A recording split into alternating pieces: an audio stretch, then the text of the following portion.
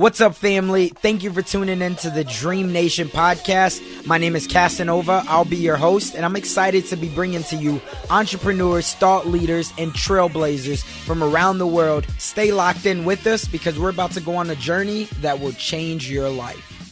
What's up, Dream Nation? Back again. We have another great episode for you, and I'm sure that if you're like me right now, you're trying to figure out how can I be more efficient with my time. I think that's everybody right now in the world, especially if you have any kids or younger brothers and sisters. So today on the line, we got a great guest that's going to help us become more efficient and also think about the knowledge that we already have and how we can take our own knowledge right now and become an expert and help others with it. So stay tuned, stay locked in. This is going to be very fun. But without further ado, help me in welcoming Mr. Josh Fanger to the podcast. Josh, you want to go ahead and say what's up to Dream Nation?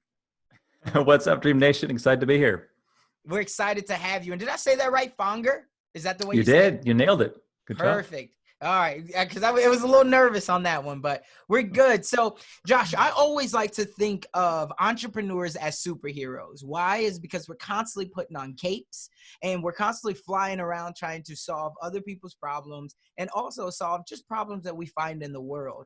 And so before we get into all of the publications that you've been a part of, all of the hundreds and even thousands of CEOs and entrepreneurs that you've helped to coach and consult, before all of that, before the work, the system, and the book, if we can take it back to when you were just a young boy, tell me, who is Josh Fanger? That's a deep question. Well, I guess the way I always thought of things entrepreneurially. So, and it wasn't because I wanted to do the most work. It was because I wanted to do the least amount of work. So I started a window washing business when I was real young. And it was about how do I not work 8 to 5 like my friends were doing, but how do I make the most money per hour by doing the least work? And so I was always thinking about how to do things more efficiently. So that if they were making, $6 an hour doing work, I could make $20 an hour. And so it was always about playing the angles and finding out how to be efficient in my work. And so that's the way I've always thought about things. Got it. Now, did you grow up in a business savvy entrepreneur family? Like, was your dad kind of a jack of all trades, or were you like the outlier? No, my dad owned his own business. He was an eye doctor, and my father-in-law owned his own business as well. And so it's always, my grandpa owned his own business. So we just kind of I always had thought of owning my own business, and just, it was in the back of my mind.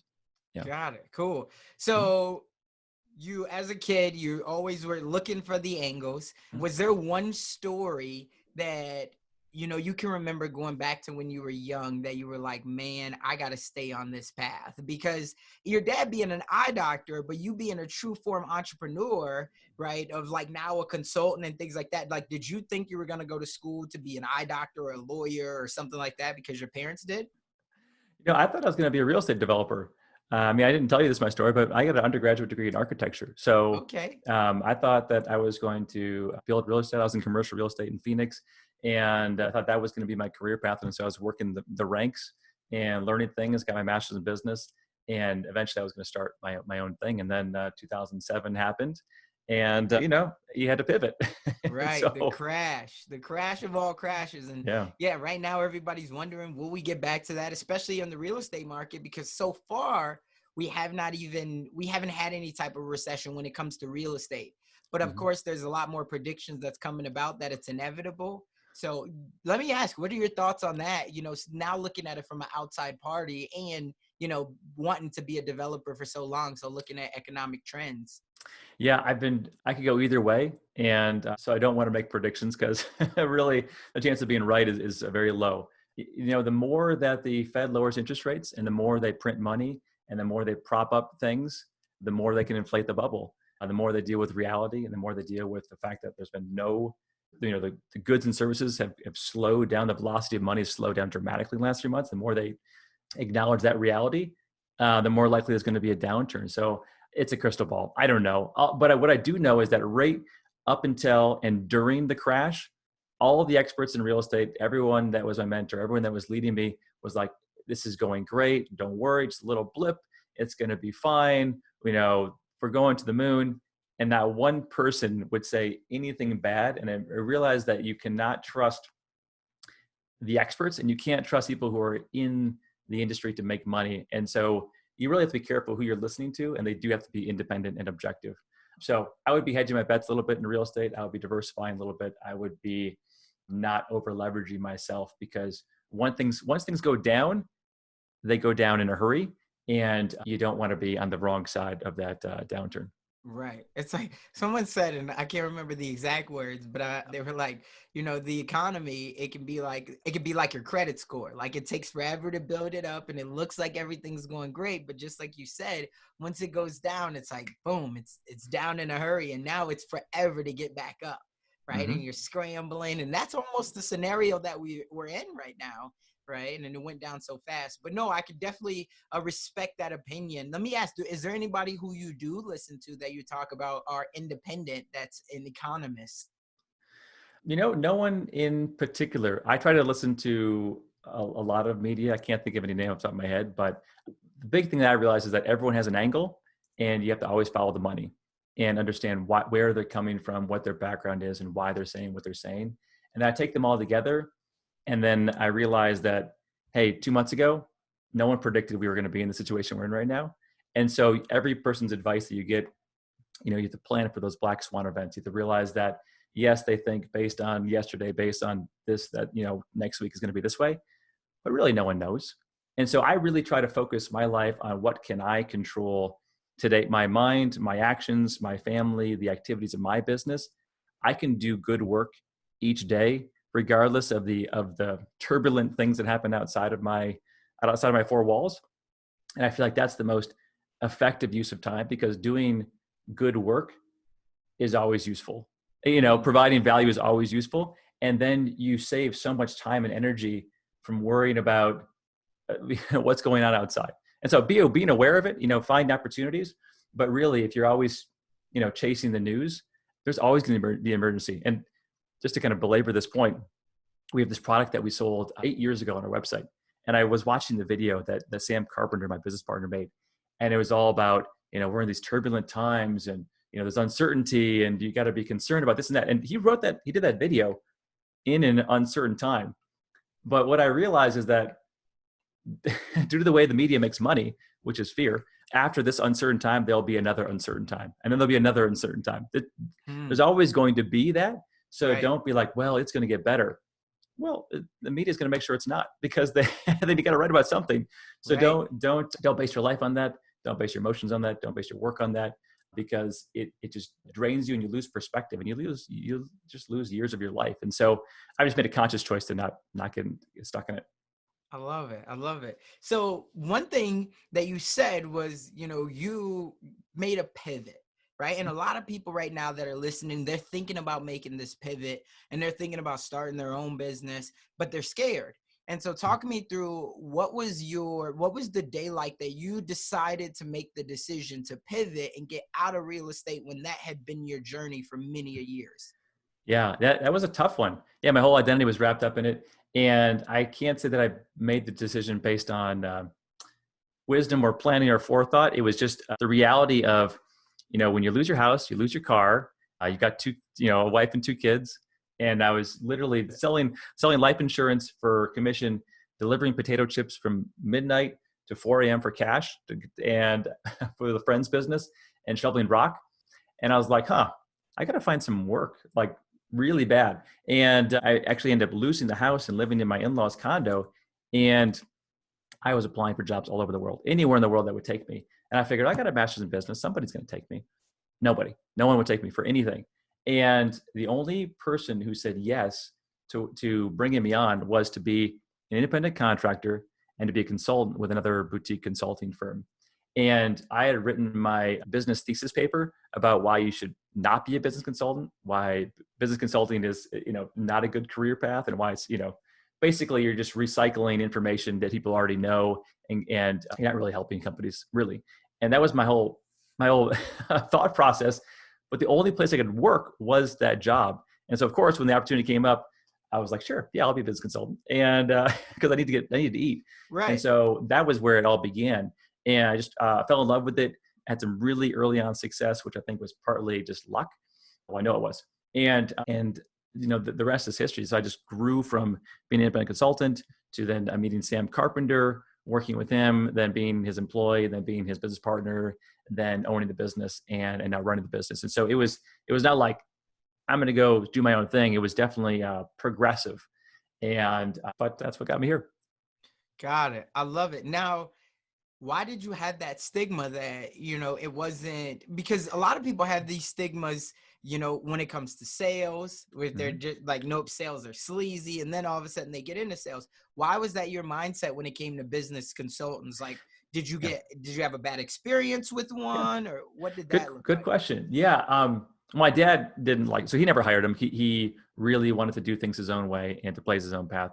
My father-in-law had he had an even worse experience because the business consultant came in and totally changed the business, had all these bad ideas, destroyed the company, laid people off, and it just really destroyed the company by having a consultant come in. And then my research was that oftentimes they would just have boilerplate solutions and they wouldn't stick.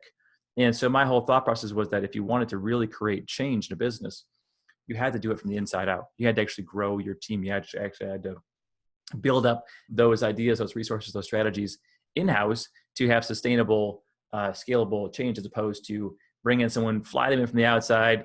They do a 2-day workshop, give you a boilerplate report. Here's how you save money. Here's how you make money. Here's your stack. And then they fly out. Right. And I was like, that doesn't work. And Right. I did the research that proved it didn't work. And so that was my feeling on it.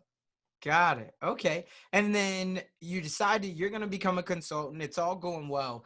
Right. Where did you start to was there one client that you took on? Was there one experience that you had that really said, hey, this is something that I could see myself doing as a career rather than just a job when you first came on looking to make ends meet? Yeah. It was probably the first major client within the first few months of being a consultant. It was a large flooring store. So they had like 7 locations. They were doing like $8 million in sales. And I had to fly in there and they were going through bankruptcy. And so it was about reorganizing, basically getting rid of certain assets, working them through the reorganization so that they could come back stronger. And so I got to work with this client for 6 months, and just the amazing transformation of the people and in the team, and just the exciting nature of solving these problems, whether it was financial, it was cultural, it was operational, it was marketing, it was branding, all of these pieces, PR together. It's just really fun work to do. And so I love that. I love the experience of watching this company really skyrocket after they were removed from all these debts. And this is the first turning point in my consulting career. But to tell you the truth, I want to say it's like maybe 3 or 4 years later is when actually I followed up with that owner. I saw him on LinkedIn, and he was not the owner of that company anymore. He was a salesperson at another company. So basically he lost his company.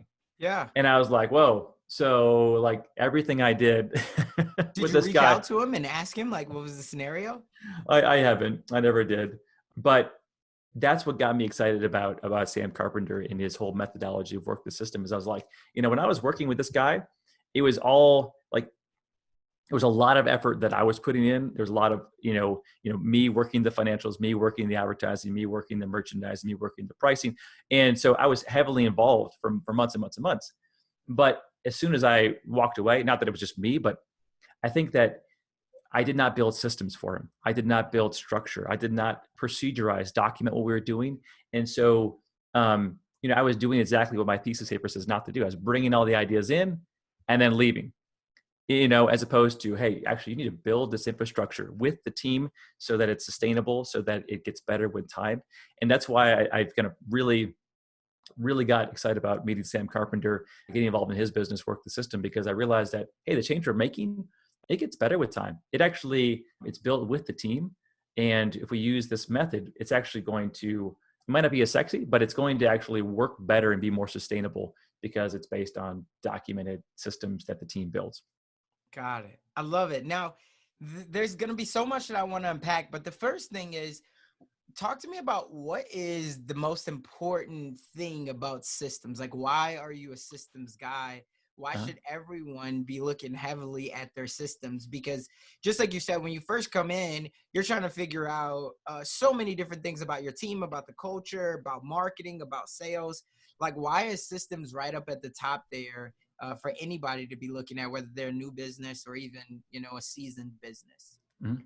Yeah, well, I guess the couple of things to think about. First is the difference between a small, struggling, dysfunctional small business, which is essentially all small business, and a large, successful one, is that large, successful ones have systems in place.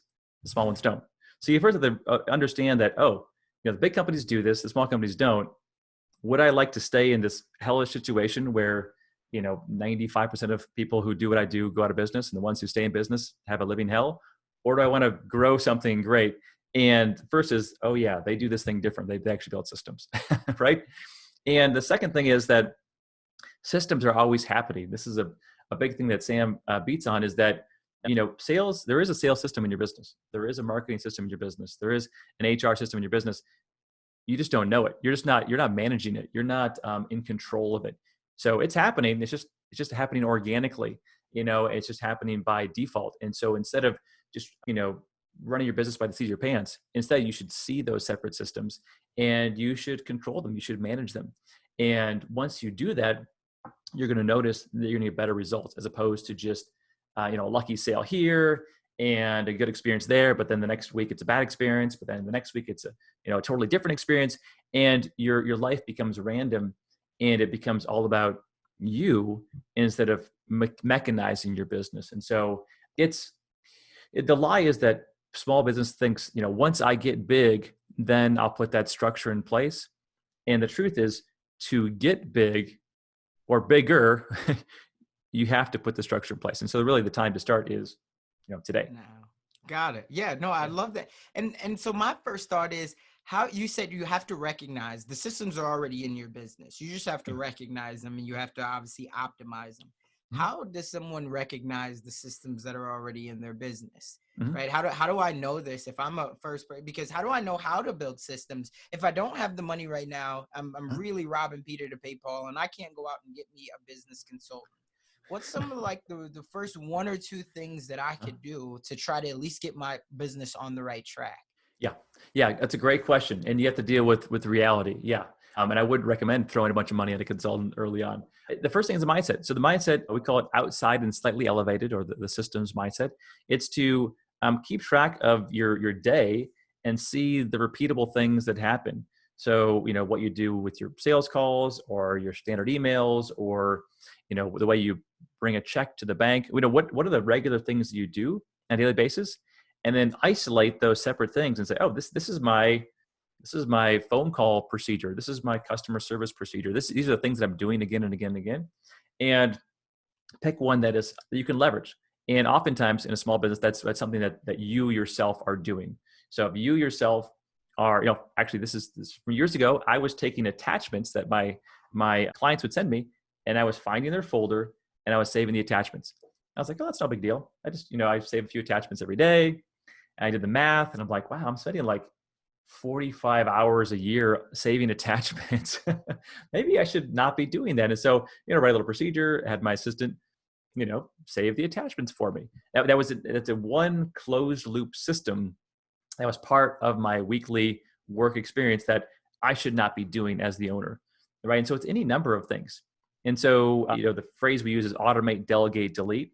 And the thing is to find those things that you regularly do, and you're either going to delete them out of your life because they don't fit with your business or life goals, or you're going to delegate them, or you're going to automate them. And so that that is the starting place. And I think owners of companies, especially small companies, there's a lot of just personal productivity and efficiency that if they just did that alone would skyrocket the business. And then the next step after that, if you are a solopreneur, would be you have to find a second in command, a second pair of hands, a virtual assistant, somebody to pick up a lot of the administrative things that are just reality in business. And the third thing, if I could just keep on this riff, is you have to value your time appropriately. So people, they value their time at, $10 an hour, $20 an hour, $30 an hour. But as an owner, you have to value your time at, $300 an hour or more, even though maybe no one's going to pay you $300 an hour. You have to value your time at that, and then decide, okay, so this task right here, which is, I don't know, taking out the trash, I can do this. I'm equipped to do this. I don't have too much pride. I can do this, but is that the best use of your time? And then you realize, gosh, actually it's not. And you can find people to help you. You can't build a business that's big without helpers. You need help to do it. And oftentimes people think, well, the more help I get, the more complicated it's going to be, the more expensive it's going to be. But the opposite's the case if you have clearly defined roles and systems, which is a big part of what we do. I love it.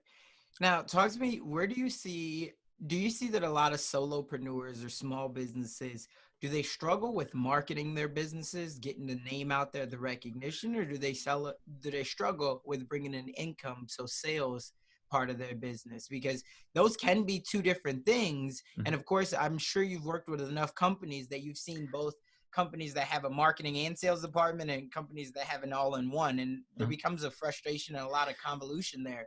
What are your thoughts? Is there a way that you can maybe be more efficient by hiring one over the other? I think that what I see happen the most with really small companies is that they overcomplicate what it takes to sell or deliver value to their ideal client. So instead of just making the offer, they want to, build some social media. They want to build some branding. They want to do some design. They want to do all these ancillary things, when really the customer just wants you to do solve their problem that they have, and just, do all of that. So, thinking of this company I work with that sold wheels and tires, right? The customers that are buying those wheels and tires, they're not buying the branding. They're not buying the automation. They just want the tires, right? And when we started our consulting business, we didn't have a website. We didn't have anything. We just sent a few emails out to people that we knew and said, hey, do you want somebody to help build systems in your business? And a few folks said yes. And that was over $100,000 in consulting. It wasn't like, let's build all this stuff first and make ourselves useful. It was be useful by doing the work. And I think that is what the internet world has done, is it's maybe sold you this concept that you have to do all these things first before you can provide value for somebody. And I'm training consultants underneath me right now. They got no website. They have no experience. They know some folks, and they got a friend who's got a small business, and they say, hey, do you want me to help put systems? The person's like, yeah. And they just start. And then they just start making money. And that's the truth and the reality is, as long as you are helping somebody in business, that is more valuable than trying to market helping someone in business. So I think I said that right. So I would focus much more on doing the work. So going right to the sale, as opposed to talking about the work, marketing the work, branding the work. That stuff matters. But when you're small, it can be a huge distraction from just doing the work. Wow. I love that you said that. And that's something that it even comes up in my business, right? And I think social media, just like you said, has just made it that it's like so many people, they have all of the flash. And so you're like, man, will my customer think that I'm not as, equipped, right? Because I don't have the big brand, or I can't do all these other things. And of course, now with the access to copywriters and things like that, which you didn't know of before, the words on paper can look really sexy, regardless if someone's actually winning and they have the right systems or the right procedure to help your business, or if they don't. It's like, man, they have some very good copywriters. And you as a small business owner, you just don't even know that that's what they're doing. Because I talk to so many people and it's like, hey, even just bringing up the word copywriting, they're like, huh? Like, you're talking about like my logo, my brand? It's like, no, the copy on the paper. And so I love that you brought that up. Do you feel like a lot of people, once they start to get these systems in place, do you feel like that then they take a step back from working on their businesses hard? Because I think that's where a lot of people, they struggle. They feel like if I start to automate, delegate, and delete, I'll give someone else, these tasks. Well, then that means that I'm not as useful anymore. Yeah. Oh, yeah. People's identity and what they're good at is the work they're doing right now. And so if you are automating, delegating, deleting, and handing things off, then you're like, well, I'm going to have to do something that I don't know how to do, which is be a leader, be a CEO, run this company. And I don't know how to do that. And I'm not very good at it either. And so it's definitely a transition. And so oftentimes when I'm working with an owner, and this is just one that's coming to mind right now, great guy. And he is an electrician, right? So he has this, helps people with their video and audio and setting their sound systems up. And anyways, and he's always done the work, right? Done the work, a few assistants, in the field, commercial electrician. And I went through all the things that he does. And then I said, okay, well then who's running the business? Like, who's the owner of the business? He's like, well, it's me. And I go, well, are you, focused on getting new financing? Are you focused on new technology, branding, relationships, opening new locations? Are you focused on building systems, recruiting, like all these things that a CEO would be focused on? Like, who's doing that? It's like, well, no one is. So no one's doing the things that an owner would do, because you're doing the things that a technician would do. And so once he realized that, I said, well, if you want to own this business and run this business, you got to do these things, but you can't do both at the same time. And so you have to make that transition. And I think oftentimes, people are so used to being the technician that they don't even know what an owner is supposed to do. And so that is a critical shift. And it doesn't have to happen in a day, but it does have to happen. Otherwise, you're going to always stay small, because there is no leader. There is no one providing strategy. There is no one providing direction. There is no one building culture. There is no one driving new sales initiatives, or looking for new opportunities, innovating, like new product development, new service development. That stuff doesn't happen if you're doing the work yourself. Wow. That's what it brings to mind. One of the best quotes that someone ever told me. They said, if you don't have an assistant, you are the assistant. Right. And so I was like, oh, that's right. And it was like right when I first got in my real estate business, because obviously real estate agents, they didn't want to hire people. They're doing everything from marketing to showing houses to everything. Mm-hmm. So no, that's a big deal. And I'm glad you brought that part up. Now, for someone, because the other side of this is you teach people how to take their knowledge and become a consultant, right? To go out there and help other businesses as well, and do their own thing with it. How, for someone right now that's trying to find their way, maybe they're not a business owner right now, maybe they just got laid off and they're looking at side hustles. Why should they be looking at being a consultant? Why should they, why should they think that they have enough knowledge to go out and help another business, especially one that's already doing $1 million, $2 million, $10 million in volume? Yeah, great question. And most people shouldn't, right? Most people should, go back to what they know, go back to the industry they're in. But in some cases, at least in my case, that was the transition that needed to happen. So people that we work with, they love solving problems, they love helping people, and they love business, right? They're obsessed with podcasts, with books, with efficiency. And I know when I started consulting at age 26, I didn't know anything about running a company, right? Really, I knew nothing except for what I read. But what I did realize is that an outside perspective with different knowledge and experience can do amazing work if they're willing to be honest about it. And here's a good example. So I was working with this one company, and they flew me in to do sales training. Saying our sales are down, Josh flew out here. So I flew out there. And he's like, well, this is, our salesperson, and here's our sales manager and our sales systems and our technology and this and that. I go, well, tell me about your sales. He's like, well, they've been declining and tell me. And anyways, and I said, I think that your main sales problem is that you haven't painted your building in like the last 30 years. The shingles are falling off, the landscaping is terrible, the asphalt's terrible. I say, it looks like a haunted house here. Like, my wife would never come into your retail location. Right. I don't think it's your sales team. I think you got to, like, I mean, the sign's falling apart out there. It looks scary out there.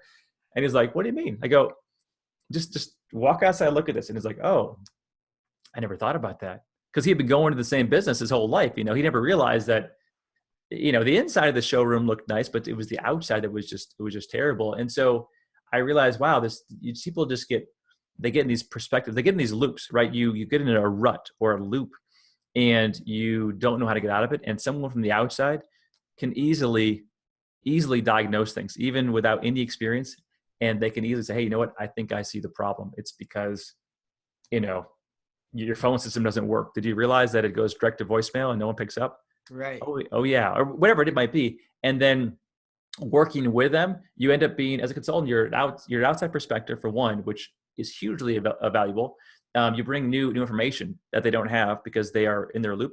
And you also are a pair of hands. You can actually help them make that change. You could be a catalyst for change. To make change, that requires a little bit of extra effort, accountability, and work. And when everyone's already busy, they don't know how they can get that done. And when they have somebody from the outside who can help them during that rough patch for 2 weeks, 2 months, a year, it makes all the difference. And so that is, I think it's an awesome career because it's never boring. And you do some amazing work that you can't do inside your own business.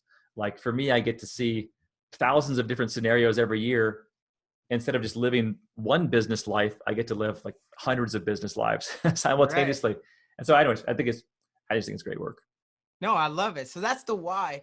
How does someone even start to become a consultant? Like, Huh? how do you get your first check? Like, how do you Mhm. reach out? Let's just the first client. If someone says, "Hey, I want to be a consultant. I want to be a digital consultant." How do they Huh? find their first client? Yeah. I would say go to people that you know. And so there's a lot of business, if you're watching this on video, there's a lot of books behind me. There's a lot of books talking about pricing strategies and marketing strategies and brand.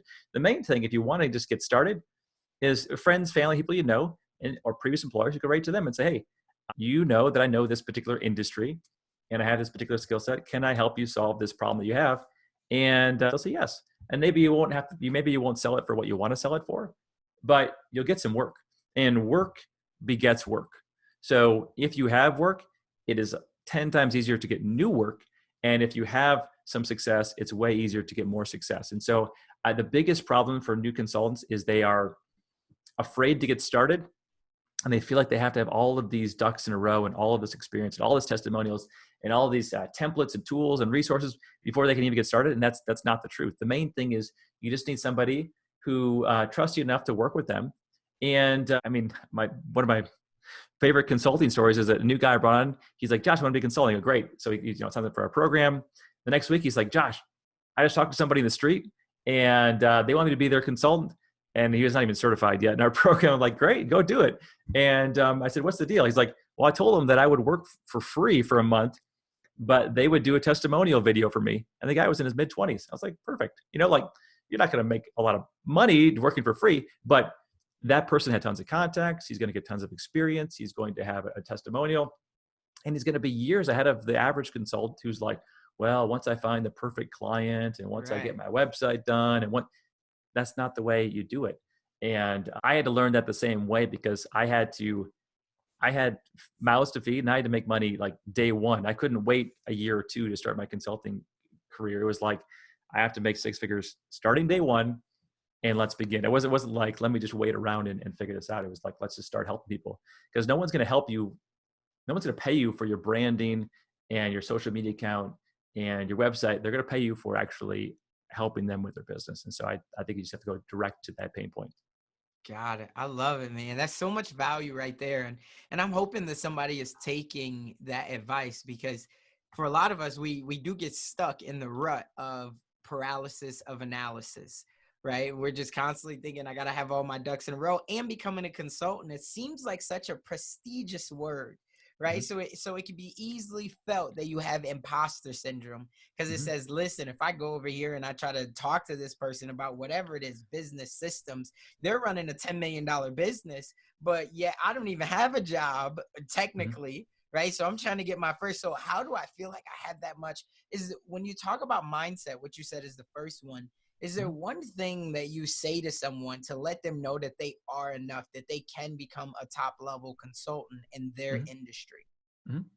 That's a great question. I don't know if there's like a one pithy statement I say, but I do say that, the people you're working with, because I fly into all these different industries. So whether it's, air conditioning repair, or it's a digital marketing agency, or it's a nuclear power plant repair company, like all these weird companies, tattoo company. And you And can do that. and I Sorry to tell, cut you off, but you feel like you can do that because of the fact everyone needs systems. yes. And then the reason why I can do that is I tell them upfront, I don't know much at all about your industry, right? And everyone who's here knows more about what they do than I do. The only thing that I'm bringing to you is a certain method with a certain framework on building systems. And I know more about that than you all do. And so I'm just going to work with you. I'm going to bring my tool set, which is, building systems, and your team is going to have to fill in that tool set, and we're going to work together. And so I think that is the simple approach. Is don't go in there and say, oh, I'm going to tell your sales team what to do, and I'm going to tell your marketing team what to do, and I'm going to be the expert on leadership development. No, it's just, you say, oh, I know a lot about one thing. And one event that I went to that really helped me, I saw this speaker, and the room probably had 500 people in the room. And the speaker, all she knew how to do was leave a good voicemail. That was it. That was her claim to fame, was I know how to leave a voicemail that people want to receive and they want to call you back. And people are like, wow, enthralled by this one person. That's all she knew how to do. That was her thing. She wasn't like, I'm great at communications and I'm also great at sales and I'm great at branding and customer service. And it was just leaving a voicemail. So she had the ability to walk into any company and provide a lot of value because she'd been studying and thinking about and planning for and researching voicemails, right? And I was like, wow, that's really amazing. And I think that when you go into a company, if you can be more focused specific to an industry and more focused specific to a problem that you solve, then it's going to open up a lot of doors. The more broad you are, like I generally help businesses and I help them in the industry, you're going to struggle a lot. Is there one area that you've seen, because you've been on the inside of so many big businesses and even small, if somebody's looking to say, I don't know necessarily what I'm good at, but I'm willing to learn because I feel like right now I've seen a lot. So is there one area, would you say most businesses need help with marketing? Most businesses need help with culture and leadership development. Most businesses need help with systems. Like, is there one or two, I guess, specific niches that you would say, if you can get good at this, I think you can have a career in consultancy over the next 10, 15, 25 years? Mm-hmm. That's a great question. And companies have problems everywhere. Right. there's every company you go in has got cancer. And I would say that if you're going to go in, a couple of things to think about. One is look at what consultants are making money right now. So there's lots of leadership consultants, there's lots of sales consultants, there's lots of marketing consultants. And the reason why is because companies have problems with that, right? So you go to the fact that, wow, there's lots of people who do this. There must be lots of need there. And that's true. But if you're going to, but there's also lots of competition, right? So I'm very biased in my answer because, of course, we have the brand work the system, we do systems. And so our belief is that there might be trainers in sales, there might be trainers in marketing, there might be trainers in branding, but there aren't people who help build the sustainable systems in companies. And so we are big believers that is the golden opportunity as this message gets spread out more and more, that small business owners are realizing, gosh, I had this sales trainer, but then once he was gone, we were in trouble. Or I had this person help me with marketing or ads, but once they were gone, we were in trouble. And they're starting to realize, gosh, I should actually build these systems. And so I think that is an easy foot in the door, because when you go to companies, there is somebody who does sales, there is somebody who does marketing, there is somebody who does HR. So you are stepping on someone's toes when you go into a company, which means when I fly into companies, they don't always want me to be there, right? They don't want some outsider looking into their stuff. But if you specialize in something that nobody in the business does, like maybe you specialize in automation, or you specialize in some kind of new technology they don't have. If you specialize in something where the internal staff doesn't have a person who does that, that's going to get you in the door, a lot more doors. And so, we certify people as business systems managers because there are no business systems managers in companies right now. And so you can walk in there and say, hey, no one does this in your business right now. I know there's a huge opportunity. And they're not afraid of you taking out someone's position because there is nobody who does that position. So I think that's the other thing too, is to find the hole in a business, right? I've got one guy who just, his whole thing is, VoIP telephone systems, right? So he's got most companies don't have a VoIP telephone system person in-house. Basically no one does. And so he can walk into any company and help them with that one thing because there is no staff who does it. Got it. Well, there you have it. That's such a great perspective, right? To try to find something that you're not going to be stepping on toes, and not to say that sales and marketing and leadership isn't great, but at the same time, just like you said, it could, people, especially if you got to go through the gatekeeper to get to the CEO, and that gatekeeper is also in charge of marketing or sales or whatever else. And now they know that they're going to say, no, I think we got that covered. So if you can find another way in, and then if maybe once you're in and you've built the trust and they know that you're not in there to try to put them out of a job, you say, hey, I also have a little bit of experience when it comes to marketing. Here's just some free information for you guys. If you like it, we could talk about that another time.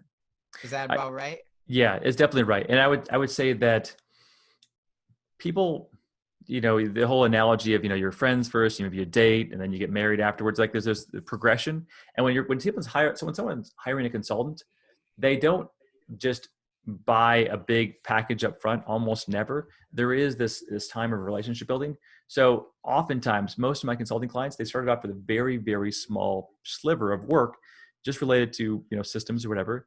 And then they say, "Oh, Josh, you know a little bit about marketing?" I'm like, "Yeah, well, can you stick around for hey, Josh, you seem to know a lot about HR. Can you help us with our hiring and recruiting?" And then, a 2-day engagement ends up being a 1.5-year engagement. And so you don't lead with the stuff they have internal teams doing, to lead with something that they don't have anybody doing. And then if they like you, if they trust you, if you do good work, they're going to keep you around. They really want you there. And so I think that is the way to go about, at least for me, in terms of providing the most value, and actually also helping out the lumpy cash flow that typically happens with a consultant. Usually consultants, they try really hard to get big fees. They get good, they maybe like $5,000 one weekend, but then it's zero for like 3 months, right? Instead of just, you get your foot in the door and provide really great value on a consistent basis. And then you're going to have lots of long-term, year, 2-year clients. I've had 5-year clients where they depend on you to be there for them, being that sounding board. I love it. I love it. Man, this has been such an amazing episode. And I think you've given so much value and so much to think about. Not only why you should be having systems for your business and how you can be different than 98% of other small businesses, but then also if you're looking for a pivot and a direction of being a consultant, definitely you should be coming to you to be able to understand how I can figure out systems for my business, or how I can figure out what's another niche that I can get into to be able to figure out where I can provide value. The last thing I want to ask is, there's somebody out there right now that is very inspired by you, right? That maybe is thinking that they would love to do what you do, but they have that little voice in their head. And that voice says that they're not smart enough. They're not strong enough. Maybe they just don't have enough resources. What is the one thing that you say to that person to get them to just take action? Mhm. I would say that you know more than you think you know, right? And this is what I say whenever I'm afraid to speak in front of a large audience. I say, "Hey, Josh, remember, you've been talking for 38 years. You got this. Like you've been talking your whole life, right?" And Right. so I think that people need to realize that they have unique gifts, they have unique perspectives, and that now if they've never read a business book in their life, then maybe they should read a few first. But just by being an advocate, being an outsider, caring, and being curious, you're going to provide massive, massive value to any client. And if you don't, they're going to let you go. So let them decide. You don't decide; they'll decide for you. And so I guess I would say that is that the best way to become a good consultant is to do consulting. And so I guess I would, don't think that you're going to become a good consultant or good anything before you start doing it. It's a practice. You learn by doing, and your fees will go up along the same pace along the way. So I would definitely maybe steer people that way. And I can't give a great answer here because I had to do it out of necessity, out of like, do I want to live in my parents' in my in-laws condo, or do I want to actually have my own place? So I had to become a consultant out of necessity. And I think that you need to have a strong reason why to overcome some of those fears. And if you don't have a strong reason why, then maybe it's not a good time to make that leap. Got it. I love it, man. For anybody who wants to stay connected with you, where can they find you at? Where's the best place to reach you? Yeah, I would go to workthesystem.com. I mean, if you're watching this on video, there's a picture of the book right there. We give it away for free on our website, workthesystem.com. And yeah, I've got resources, podcasts, and ways to either help you systemize your small business, or if you want to be a consultant like me and get out there and help companies face to face, we certify folks in doing that as well. Cool. We're gonna put the links in the show notes to everything, the Work the System, your website, your book as well. But we appreciate you coming on here, dropping massive value to Dream Nation, and I look forward to having you back again to be able. I feel like this is one of those episodes where we could definitely go part 2. And I think that a lot of people will agree with me after listening or even watching this episode. So thanks again for your time. Really appreciate it. And remember, Dream Nation, in the dream we trust. But just as he said, more than you think you know, and you must take action. Otherwise, it will only merely be a fantasy. We'll see you on the next one. That's the episode for today. Let me know if you got any value out of this, if you liked anything about it. Reach out to me on Instagram or Twitter, or any of the social media networks, and of course, leave me a review, iTunes, Stitcher, SoundCloud, wherever you're hearing this at. I would love to have a review to show, what you're getting out of this. Is there anything that I could do better? Is there any way that I can add more value to you? So hopefully you all take some action today. That's my show. I love you all. Be great. But remember, we must take action.